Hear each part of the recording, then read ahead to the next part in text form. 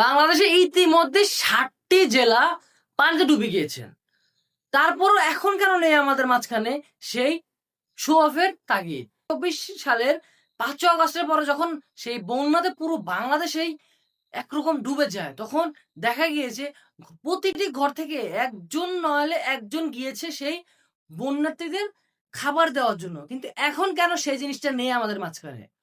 কারণ হচ্ছে এখন আমাদের মাঝে সেই প্রতিযোগিতাটা নেই। আমাদের দেশে অনেকগুলো কনটেন্ট ক্রিয়েটর ছিল যারা প্রতিনিয়ত এরকম কাজগুলো করে থাকতো। কিন্তু আফসোস তারা নির্দিষ্ট একটি দল করার কারণে তাদেরকে আজকে জেলে ঢুকিয়ে রাখা হয়েছে। তারা কিছু মানুষ আছে তারা ভয়ে এখন পর্যন্ত বের হইতে পারতেছে না।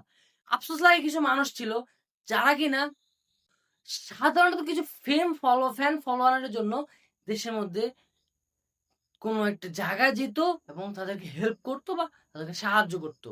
আজকে ৩ দিন ধরে অলমোস্ট ৫০ জন মানুষের প্রাণ গিয়েছে সেই বন্যার পানিতে ডুবে।